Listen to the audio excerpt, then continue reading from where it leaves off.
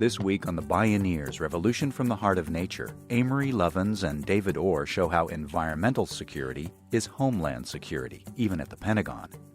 Lovins says 3/4 of U.S. military expenditure is for forces in the Persian Gulf. If we got off oil, it would be a very different world. I'm Neil Harvey. It's the Bioneers, Revolution from the Heart of Nature.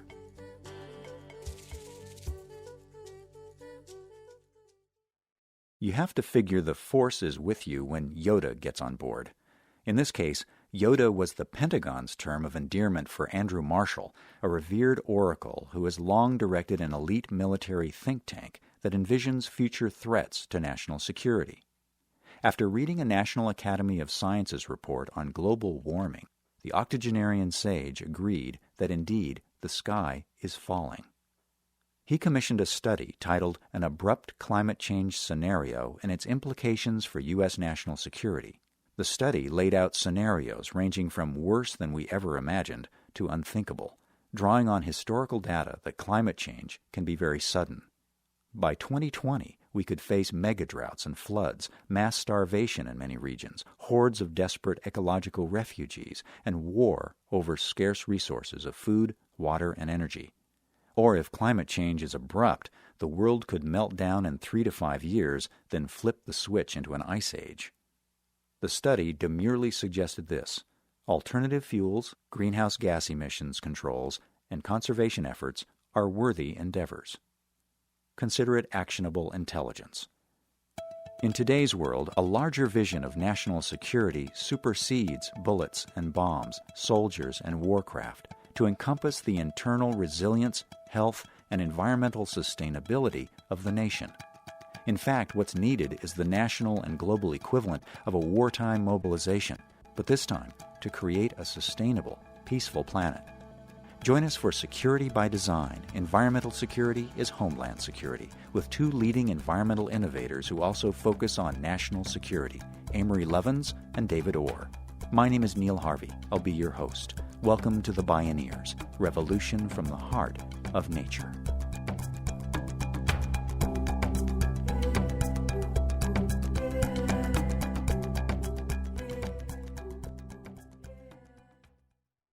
We've lived in a world where the model of national security was set back in 1648, the Treaty of Westphalia. It said that the nation-state was sovereign, and we've lived with that model ever since. The idea was that security starts at shores and borders and works out, and that's deployment of force. That's wars and battle groups and aircraft carriers and so forth. In 2011, 2 highly experienced U.S. military strategists published a treatise arguing for a radical revision of American foreign policy and national security strategy.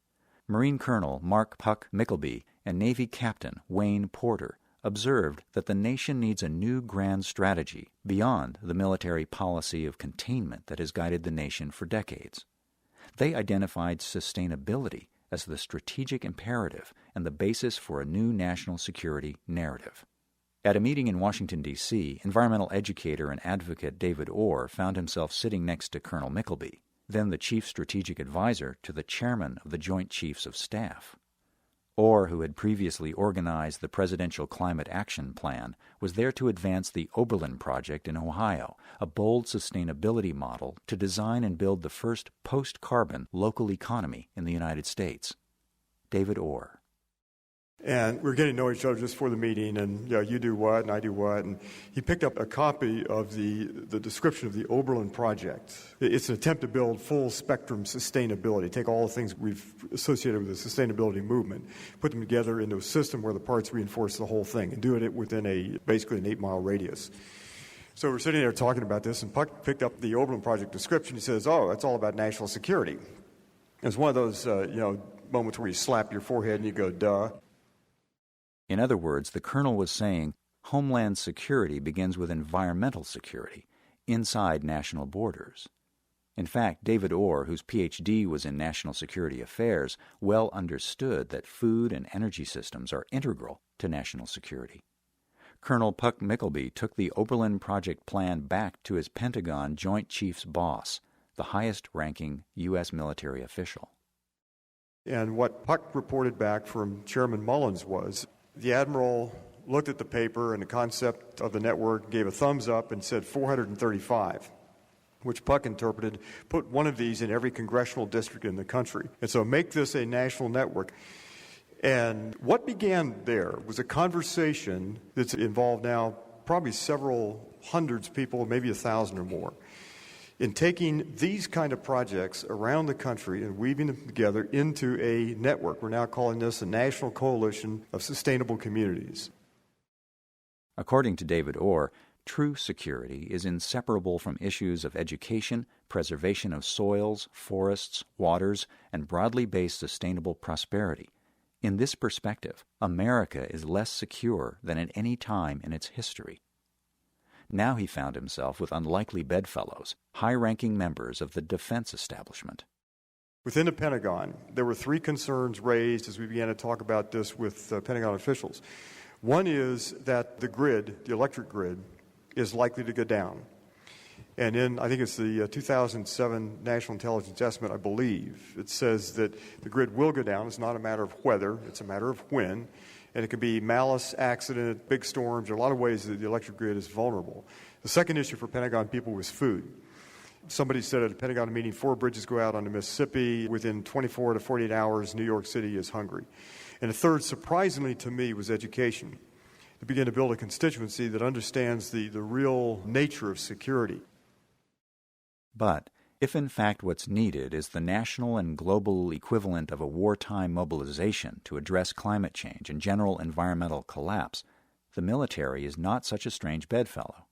Over 30 years ago, the acclaimed physicist and global energy and design strategist Amory Lovins began consulting with the Pentagon about the national security risks of U.S. energy policy. We have two particularly thoughtful and knowledgeable kinds of risk managers for big risks in our society. One is the insurance and especially the reinsurance industry, which ultimately pays the bills when bad things happen. And the other is the military, because they are very concerned about, for example, the way climate change would exacerbate conflict, cause migration, displace people, destabilize countries, failed states, and of course drought, famine, exactly the forces that are already becoming major sources of conflict and misery in much of the world. But if you run that forward a bit and think about where tens of millions of Bangladeshis would go when they're flooded out as sea levels rise, for example, or what happens if the food price spikes that help trigger the Arab Spring become more acute and prolonged as droughts endanger grain crops. That's the kind of thing that even the chairman of the Joint Chiefs is very concerned about. Amory Lovins co-founded the Colorado-based Rocky Mountain Institute, a world-renowned resource efficiency think and do tank. In 1981, Amory and Hunter Lovins authored the seminal study for the Pentagon called Brittle Power, Energy Strategy for National Security. Even within the traditional national security strategic narrative, the military sees clear organizational and national interests in getting off oil and fossil fuels. Amory Lovins spoke at a recent Bioneers conference. In 1995, I was asked to brief something called the Resource Requirements Review Committee. It's a bunch of naval admirals and marine generals about negawatts and hypercars, how the resource efficiency revolution will transform the Navy. And my message was going to be, well, we can arrange it not to need the oil, and then you won't need to fight over the oil. And the chairman of this committee, Joe Lopez, was at the time the most powerful three-star admiral in the building. He owned the Navy's budgets, programs, planning, personnel, and facilities, and the Navy was then a $100 billion a year operation. Joe was one of two people in the history of the U.S. Navy who went from enlisted seaman to four-star admiral. So I did the first 10 minutes of the brief on buildings because that's a simple, intuitive way to understand how you do integrative design so big savings get cheaper than small savings. And as I was switching into vehicles to get to the oil story, the admiral stopped me, turned to his exec, and said, "This is really interesting stuff, what he's saying about buildings. Find out who are all the architect and engineering schools, or firms rather, that we hired the last 20 years that never told us any of this, and make sure they never work for us again." And I'm thinking, hey, I like this dude. And then he turns to me and says, Mr. Lovins, I suppose you know who's good at this sort of integrative design? Yes, sir, we think we know most of them. Then he says, do you think you could get a suitable group of them here in the next 2 weeks? Because then we'll put them around a big table with our best designers. Together we will redesign this big building over there that we just designed, so we'll have something to compare it with. Then we will build it your way and measure it. And if it does what you say, we have $6 billion worth of construction. We'll do that way next year and $7 billion the year after that, and we want you to indoctrinate our top 250 designers. Yes, sir. So we did, and they moved out smartly, and they did a bunch of things that were bureaucratically novel and brave to bust the barriers. After a year, the Admiral calls me back and he says, we got 8 buildings built and measured now. They do what you said they would. Write me a report card. I want to know what to improve next. Since World War II, the U.S. military has become a global oil protection force. It's no coincidence that the map of war zones and terror and the map of oil in the Middle East are almost the same. The U.S. government spends about $140 billion a year just to guard oil traffic in unstable regions, which wouldn't be necessary if we got off oil. The military is actively advancing its own operations to run on 50% renewable energy by 2020, excepting certain combat operations. One motive is military strategy. Now, the military is the world's biggest user both of oil and of renewable energy. And it's always seemed to me that if military R&D focused on radical efficiency, that could produce the same kinds of innovations transforming the civilian sector that we've already had when the military developed the internet and GPS and jet engine and microchip industries. And that is now starting to happen because finally, after decades of effort, we and others have got the Pentagon to adopt, and it's now enshrined in law, a valuation of saved energy based on its fully burdened cost delivered to whatever was going to use it in theater in wartime. So the value of fuel saved by an airplane is not $2 a gallon that they pay at a large base for wholesale shipments they receive. It's probably over $100 a gallon delivered in midair, because that's where they deliver a lot of it. And by the way, we have lost over 1,000 service members in attacks on convoys, mainly hauling fuel that is mainly wasted. And therefore, the field commanders are intensely motivated to protect their people, and the best way to avoid an IED or defeat an IED is don't be there, don't need the fuel. If we didn't need the oil, we wouldn't need to fight over it, and we could shift the whole paradigm and create a booming new energy economy and jobs. The military understands it's uniquely positioned to apply its science and technology skill to accelerate the civilian clean energy transformation.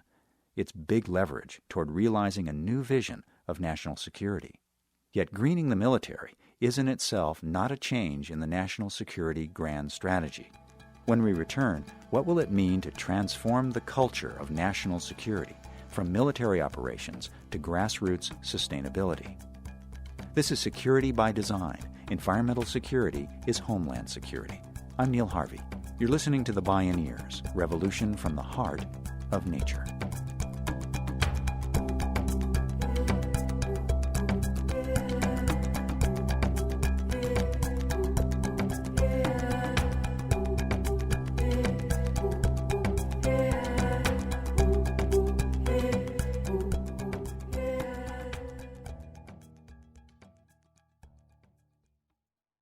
Bioneers, Revolution from the Heart of Nature is made possible in part by John Masters Organics. Feel good about looking good. Learn more at johnmasters.com. Free distribution of this program is made possible in part by support from listeners like you. To explore more Bioneers radio shows and conference videos for free, visit bioneers.org. While the Department of Defense is preparing to need no oil and be less vulnerable overseas, says Amory Lovins, it's also very concerned about domestic national security. Take the electric grid. The other big change the military is driving is getting, another thing we recommended in Defense Science Board panel, is to get off the civilian power grid because it's too vulnerable and unreliable to rely on for mission continuity. Well, what does that say about the rest of us that they're defending? We have the same problem, that the grid could go down regionally or nationally, and it may not be recoverable. I mean, somebody in Kandahar could be putting bad code in the grid over the open internet in a way that actually destroys major components of the grid and puts us all back in the 7th century. And I'm a little surprised when I wake up every morning and the lights are still on. So this is a big worry, and therefore they're going not just to efficiency in facilities, but to netted, islandable microgrids, local renewable supply. If you want an example of how that works, you can look at Denmark, which has a cellular organization increasingly permeating its grid, so that the local microgrid normally is interconnected, exchanges power all the time.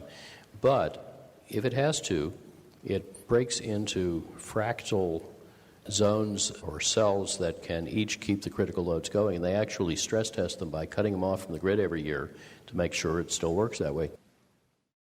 Nature favors decentralization for precisely this reason, to avoid large-scale systems collapse. And nature also abhors waste. As Amory Lovins has long illustrated, we waste half the energy we use, and it's always cheaper in the long run to invest first in energy efficiency. With climate change rapidly accelerating, more than 1,000 water wars are already being waged around the globe. Water is more valuable than oil. Yet our water, energy, food, and communication systems are more vulnerable than ever. It all could have been very different. David Orr. When the Carter administration left office in 1980, they left a document there called a Global 2000 report. And that was 2 years, give or take, before Amory and Hunter Lovins published Brittle Power, which is still, in Chapter 13, is still, I think, the best description of a resilient system that I've read. If we had followed what we knew we had to do in 1980 or before, we would not have needed to spend $600 or $700 billion a year on military, however efficient, to go fight for oil because we're in SUVs. So the issue here is we missed at that time a major opportunity to avoid 9/11. We could have acted. The first Arab oil embargo was 1973 and so forth. So we knew that we were vulnerable. Now think about this.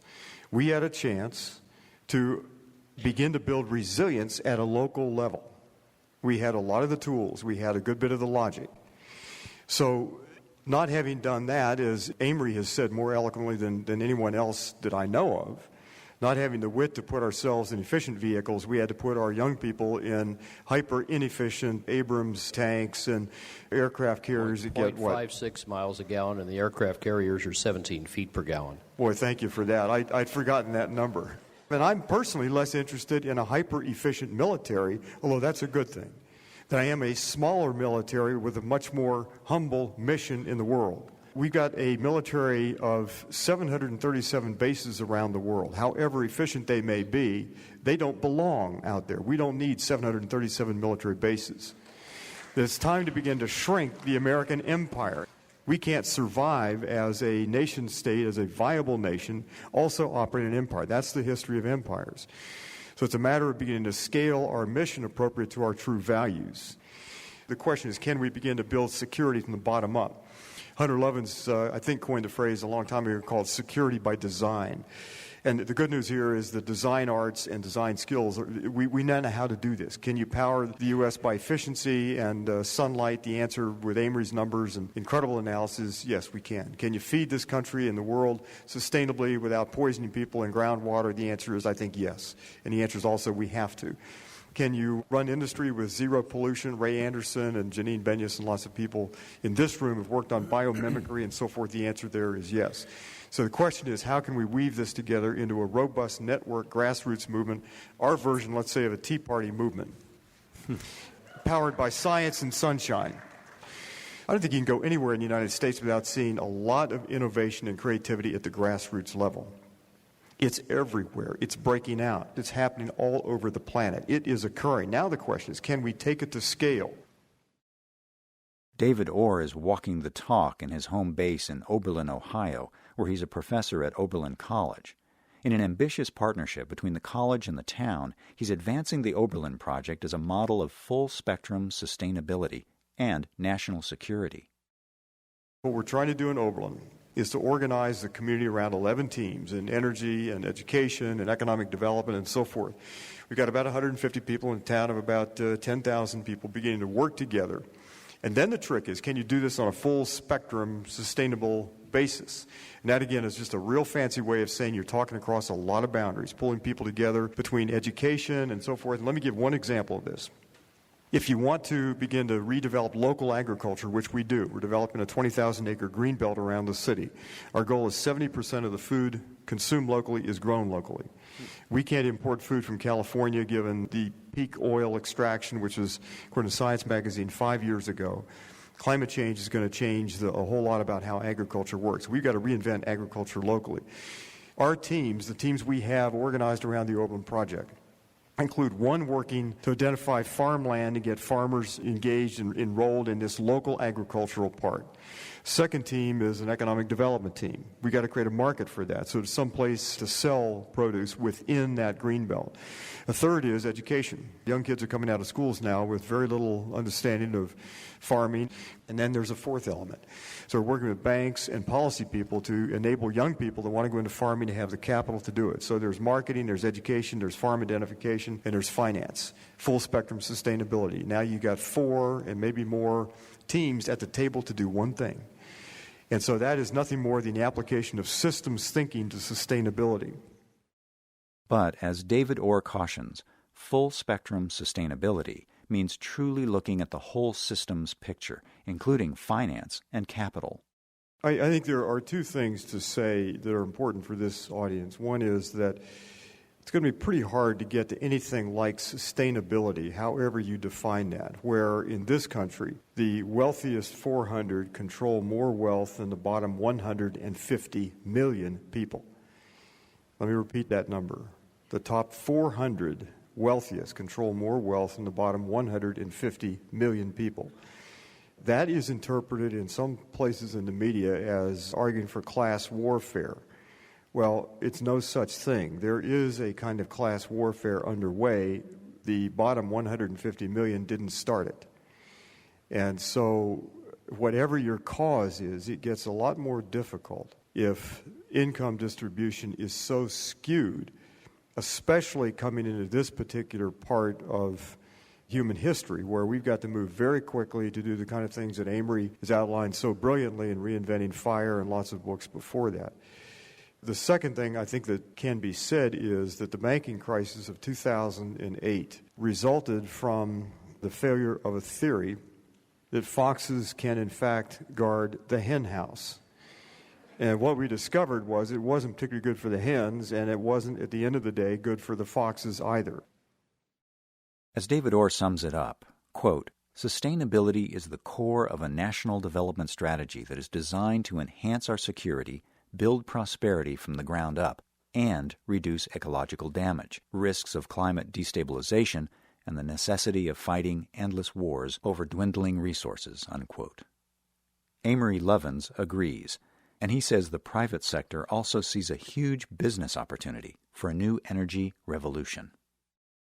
The policies needed to get the country off oil and coal, and for that matter nuclear, $5 trillion cheaper, those policies do not have to be implemented by an act of Congress. They can be done administratively or at a state level, like rebates for cars, decoupling and shared savings for utilities. And with $5 trillion on the table, the private sector is highly motivated to get their piece of it by adopting the new competitive strategies that the book suggests. The military role is more from applying its science and technology skills, which are extraordinary, to accelerating the civilian energy transformation. The civilian sector uses 50-odd times more oil than the military, so that's very large leverage. 3/4 of our military expenditure is for forces whose primary mission is intervention in the Persian Gulf. If we got off the oil, we wouldn't need most of the forces we have. We wouldn't have the oil-fed tyrannies and terrorism. We wouldn't have our own loss of reputation, where it looks like everything we do is about oil, because often it is. It would be a very different world, and I think a much safer as well as fairer and richer one. Amory Lovins and David Orr. Security by design. Environmental security is Homeland security.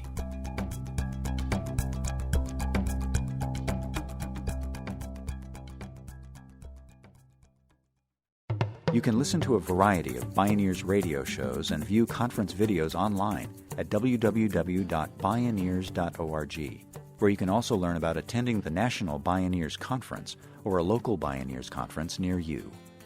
The Bioneers, Revolution from the Heart of Nature is a production of Collective Heritage Institute. Executive producer Kenny Ausubel. Written by Catherine Stifter and Kenny Ausubel. Senior producer Neil Harvey. Managing producer Stephanie Welch. Production management Aaron Leventman and Nicole Spangenberg. Our theme music is taken from the album Journey Between by Baka Beyond and used by permission of Hannibal Records, a Rykodisc label. Additional music was made available by Jamie Sieber at JAMISIEBER.com. For more music information, please visit Bioneers.org.